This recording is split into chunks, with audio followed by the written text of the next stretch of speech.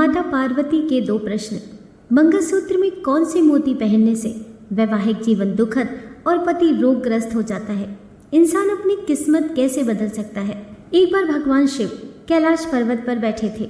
माता पार्वती भगवान शिव के पास पहुंच जाती हैं और हाथ जोड़कर प्रार्थना करती हैं कि प्रभु, मेरे दो प्रश्न हैं, आप इन दोनों प्रश्नों के उत्तर देकर मेरे मन को पूरी तरह से संतुष्ट करने की कृपा करें।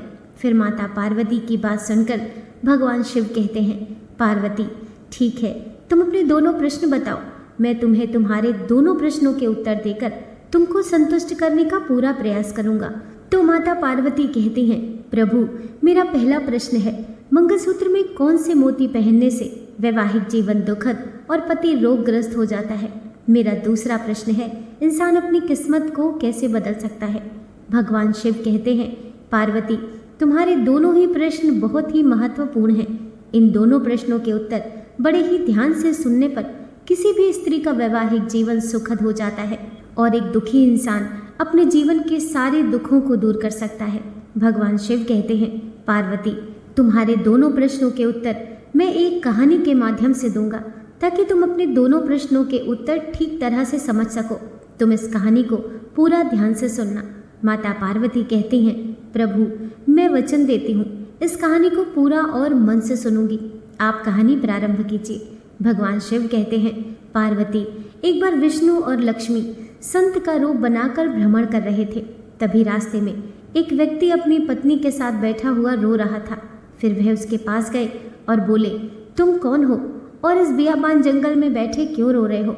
फिर इस प्रकार श्री विष्णु की बात सुनकर उस व्यक्ति की सिसकियां थम गईं। वह अपने आंसू पोंछता हुआ बोला, महाराज मैं गांव के पास का रहने वाला एक बदनसीब व्यापारी हूँ। जो भी काम करता हूँ वह बिगड़ जाता है। इसी चक्कर में आकर मैंने अपने पत्नी के गहने गंवा दिए। मैंने अपने परिवार को भी खो दिया और अब मेरा घर भी गिरवी पड़ा है। मुझे तो लगता है कि मैं किसी काम का नहीं रहा, मेरी किस्मत ही खराब है। भगवान शिव कहते हैं, पार्वती इस प्रकार उस व्यक्ति की बात सुनकर विष्णु कहते हैं, तुमसे किसने कहा कि तुम्हारी किस्मत खराब है? जरा मैं भी तो जानूं तुम्हारी किस्मत में क्या खराबी है।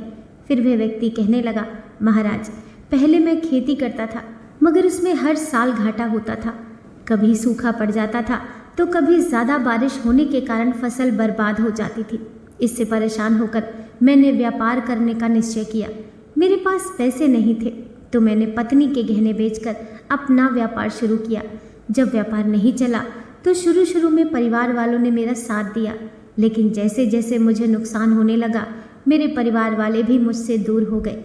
मगर महाराज मैं ये सब अपने परिवार वालों के लिए ही तो कर रहा था, लेकिन अभी लोग मुझे देखकर नज़रें ही फेर लेते हैं और मुझे ही मेरे परिवार की दुर्दशा का जिम्मेदार ठहराते हैं।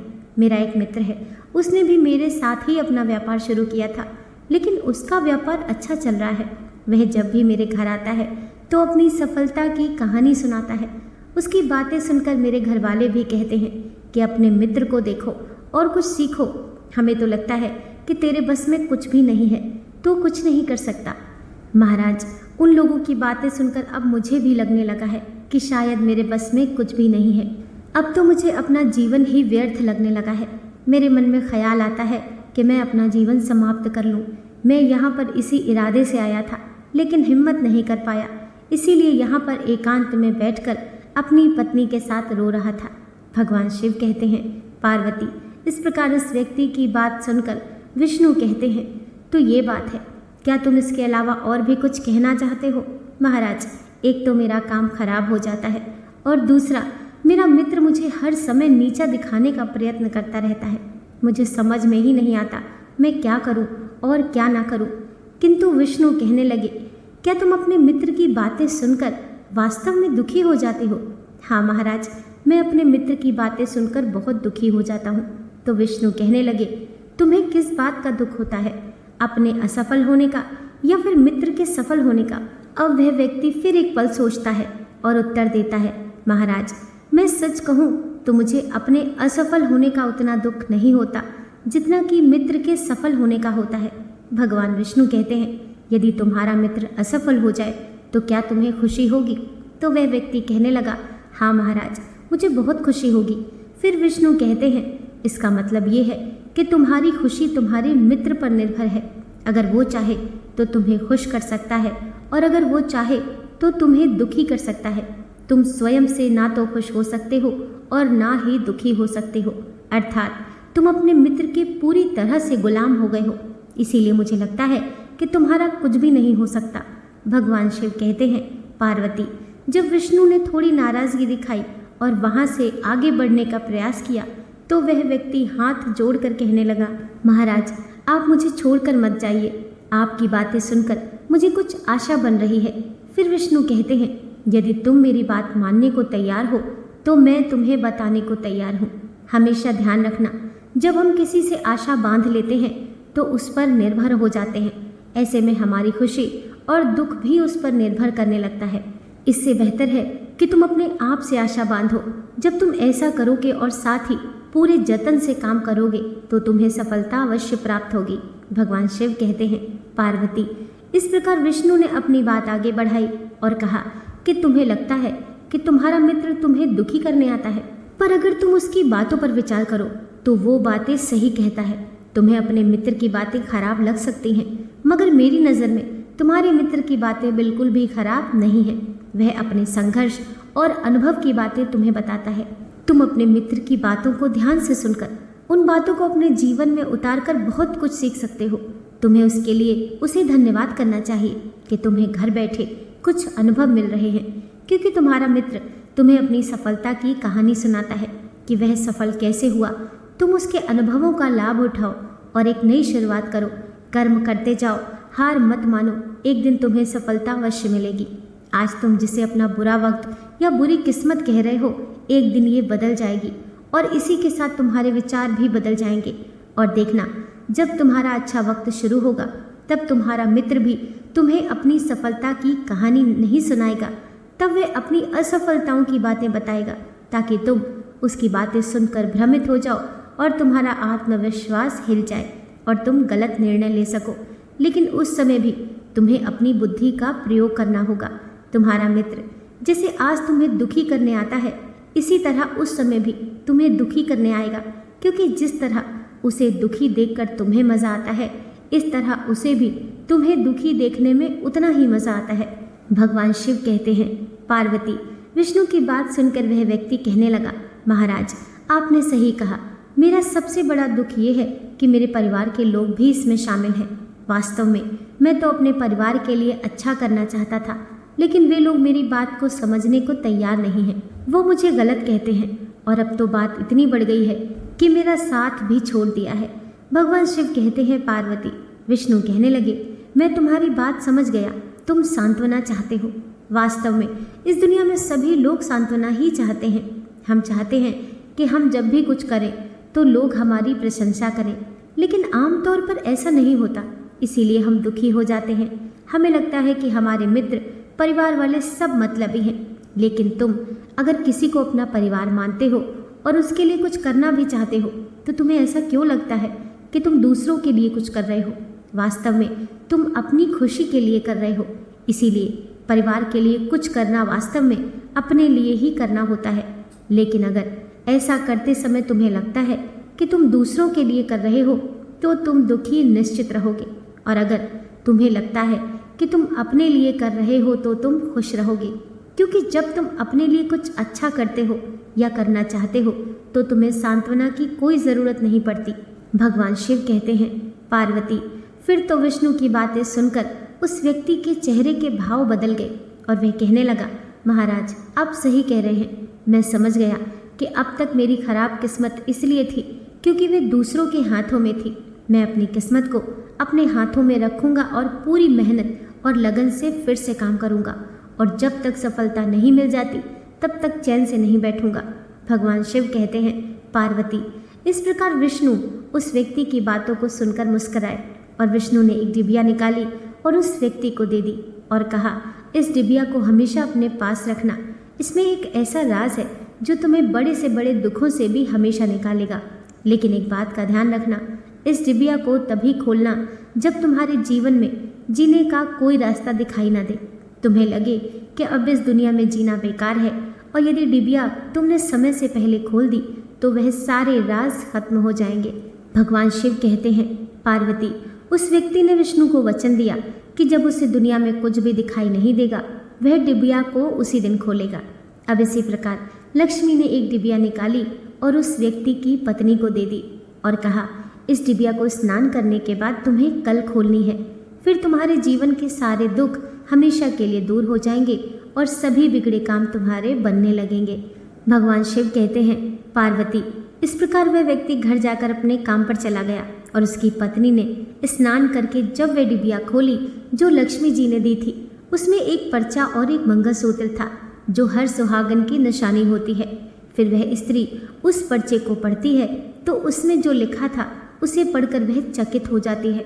उस समय माता पार्वती भगवान शिव से पूछती हैं, प्रभु, उस पर्चे में ऐसा क्या लिखा था जो वह स्त्री पढ़कर चकित रह गई? फिर भगवान शिव कहते हैं कि तुम जानना चाहती हो कि उस पर्ची में क्या लिखा था? तो उस पर्ची में तुम्हारे पहले प्रश्न का उत्तर लिखा था। तो पार्वती कहती हैं, प्रभु वो कैसे? शिव जी कहते हैं कि तुम्हारा पहला प्रश्न था कि मंगलसूत्र में कौन से मोती पहनने से वैवाहिक जीवन दुखद और पति रोगग्रस्त हो जाता है। तो सुनो, उस पर्चे में लिखा था कि बेटी, तुम्हारे जीवन में दुख और तुम्हारा पति रोगग्रस्त इसलिए है क्योंकि तुमने जो मंगलसूत्र पहना है उस पर केवल पीले रंग के मोती हैं और मैंने जो मंगलसूत्र तुम्हें दिया है उसे पहनो और उसके अंदर एक पर्चा है। उस पर्चे में मंगलसूत्र के बारे में विस्तार से लिखा है। उस पर्चे को बड़े ही ध्यान से पढ़ो और मंगलसूत्र के रहस्य को समझो और उसको नियम अनुसार धारण करो। फिर भगवान शिव कहते हैं, पार्वती, उस पर्चे में लिखा था कि मंगलसूत्र को लेकर 6 गलतियां कभी भी नहीं करनी चाहिए। अक्सर देखा जाता है कि महिलाओं को एक दूसरे की चीज़ मांगकर पहनना बहुत ही अच्छा लगता है। यदि महिलाओं को किसी के गले में कोई गहना पसंद आ जाता है तो वो उसे पहनने के लिए उधार मांग लेती हैं। मगर तुम इस बात का हमेशा ध्यान रखना कि शादीशुदा महिला को कभी भी किसी और का मंगलसूत्र मांगकर नहीं पहनना चाहिए। ऐसा करने से पति की आयु कम होती है और वह रोगग्रस्त होता है। इसीलिए ऐसा करने से हमेशा बचना चाहिए। उस पर्ची में आगे लिखा था कि हर मंगलसूत्र का निर्माण काले मोती और सोने से किया जाता है, लेकिन एक बात का विशेष ध्यान रहे कि मंगलसूत्र के अंदर काले मोती और सोने के मोती अवश्य होने चाहिए, क्योंकि काले रंग के मोती हमेशा लोगों की बुरी नज़रों से बचाते हैं, जिससे कि आपके सुखी दाम्पत्य जीवन को लोगों की नज़र नहीं लगती। इसीलिए कभी भी ऐसा मंगलसूत्र नहीं पहनना चाहिए जिसमें काले मोती ना हो। मंगलसूत्र हमेशा ऐसा होना चाहिए जिसमें काले मोती और सोने के मोती अवश्य हों। भगवान शिव कहते हैं, हे पार्वती, उस पर्चे में आगे लिखा था कि मंगलसूत्र को कभी भी उतारना नहीं चाहिए। पति जब पत्नी के गले में मंगलसूत्र डालता है तब से लेकर उसकी अंतिम सांसों तक पत्नी को गले में मंगलसूत्र धारण किए रहना चाहिए। यदि किसी अनहोनी स्थिति में मंगलसूत्र को उतारा भी जाए तो उसकी जगह पर गले में काला धागा अवश्य धारण कर लेना चाहिए। भगवान शिव कहते हैं, पार्वती, उस पर्चे में आगे लिखा था कि मंगलसूत्र अचानक गले से टूट कर गिर जाता है तो उसे अपशगुन माना जाता है। ऐसे में पति के स्वास्थ्य को हानि या रिश्तों में दरार हो सकती है। इसीलिए कभी भी गले में कमज़ोर मंगलसूत्र धारण नहीं करना चाहिए। भगवान शिव कहते हैं, पार्वती, मुझे पूरा विश्वास है कि तुम्हें अपने पहले प्रश्न का उत्तर मिल गया होगा। तो पार्वती कहती हैं, हाँ प्रभु, मुझे मेरे पहले प्रश्न का उत्तर मिल गया और मैं पूरी तरह से संतुष्ट हूँ। भगवान शिव आगे कहते हैं, पार्वती, फिर इस प्रकार उस स्त्री ने उस मंगलसूत्र को धारण किया और फिर मंगलसूत्र के प्रभाव से उस स्त्री का पति रोग के प्रभाव से मुक्त हो गया और खूब मेहनत करने लगा और इस प्रकार वह एक बड़ा व्यापारी बना। फिर अपनी पत्नी के साथ हंसी खुशी रहने लगा। भगवान शिव कहते हैं, पार्वती, लेकिन वक्त हमेशा एक जैसा नहीं रहता। अब तुम अपने दूसरे प्रश्न का उत्तर सुनो। तुम्हारा दूसरा प्रश्न था कि एक दुखी इंसान किस्मत को कैसे बदल सकता है। देखिए, वक्त हमेशा एक जैसा नहीं रहता, वह बदलता रहता है। उस व्यक्ति के जीवन में फिर से बदलाव आया। एक दिन उसके राज्य पर पड़ोसी राज्य ने चढ़ाई कर दी और फिर दूसरे राज्य के राजा ने उस राज्य पर कब्जा कर लिया। जिस राज्य में वह व्यापारी रहता था उसके सैनिकों ने चारों ओर लूट मचा दी। उन्होंने व्यापारी का सारा धन लूट लिया, उसके घर में आग लगा दी। जान बचाने के लिए फिर इस व्यापारी को अपने परिवार के साथ भागना पड़ा। भगवान शिव कहते हैं, पार्वती, वह व्यक्ति अपने परिवार के साथ कई दिनों तक इधर उधर भटकता रहा। वह दाने दाने को मोहताज हो गया, उसका बच्चा बीमार हो गया। इलाज के अभाव में वह तड़पने लगा। ये सब देखकर उस व्यक्ति का हृदय एकदम से चित्कार कर उठा। वो कैसे अपने बच्चे का इलाज कराए? उसके पास तो खाने के लिए भी पैसे नहीं थे। ऐसे में एक बार फिर उस व्यक्ति को निराशा ने घेर लिया। उसे लगने लगा कि उसका जीवन व्यर्थ है, सारी दुनिया व्यर्थ है, किसी भी बात का कोई मतलब नहीं है। भले ही आप जीवन में कितना भी कुछ कर लें, कितनी भी सफलता हासिल कर लें, अंततः जीवन समाप्त ही होता है। जीवित रहने का क्या फायदा? इससे तो अच्छा है कि मैं अपने जीवन को ही पूरी तरह से समाप्त कर लूं। भगवान शिव कहते हैं, पार्वती, वह व्यक्ति अपने परिवार के सहित आत्महत्या करने ही वाला था कि उसे इस समय विष्णु की वह डिबिया याद आ गई, क्योंकि विष्णु ने कहा था कि जब तुम्हें दुनिया में कहीं कुछ भी दिखाई ना दे, उस समय डिबिया को खोलना। इस डिबिया में एक पर्चा है, उस पर्चे को खोलकर पढ़ना, तुम्हारा सारा दुख दूर हो जाएगा। फिर इस प्रकार उस डिबिया की याद आते ही उस व्यक्ति ने वह डिबिया निकाली और उसे उत्सुकता के साथ खोला। डिबिया के भीतर एक पर्चे में लिखा हुआ था। उसे पढ़कर उस व्यक्ति की आंखों के आगे से निराशा का जाल हट गया। फिर पार्वती कहती हैं, प्रभु, उसमें क्या लिखा था? तो भगवान शिव कहते हैं, उसमें तुम्हारे दूसरे प्रश्न का उत्तर लिखा था। तुम्हारा दूसरा प्रश्न था कि एक दुखी इंसान किस्मत को कैसे बदल सकता है। तो उसमें लिखा था कि ये समय भी बीत जाएगा। माता पार्वती बोली, प्रभु मैं कुछ समझी नहीं। तो भगवान शिव कहने लगे, मैं तुम्हें विस्तार से समझाता हूँ कि कभी भी इंसान के दिन एक जैसे नहीं रहते। जब खराब दिन थे तो उस व्यक्ति के अच्छे दिन भी आए, और जब अच्छे दिन भी व्यतीत हो गए तो आज फिर खराब दिन आ गए। तो हमेशा ही खराब दिन भी नहीं रहेंगे। व्यक्ति को हिम्मत से काम लेना चाहिए और बराबर अपनी मेहनत के साथ अपने कार्य को करते रहना चाहिए। उसे एक दिन सफलता निश्चित मिलती है।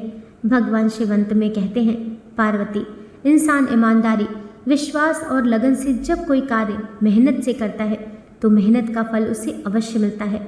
इस प्रकार उस पर्चे पर लिखी हुई बात को जब उस व्यक्ति ने ध्यान से पढ़ा तो वह समझ गया कि मेरे बुरे दिन एक बार फिर से अच्छे हुए और आज फिर से बुरे दिन आ गए, तो मेरे बुरे दिन ये भी फिर से टल जाएंगे। समय एक जैसा नहीं रहता और वह एक दिन पहले से भी बड़ा व्यापारी बन गया और अपने परिवार के साथ अपना जीवन हंसी खुशी व्यतीत करने लगा। दोस्तों, आशा करती हूँ आज की कथा आपको ज़रूर पसंद आई होगी। वीडियो पसंद आई हो तो लाइक कीजिए, चैनल को सब्सक्राइब कीजिए। मिलते हैं नेक्स्ट वीडियो के साथ।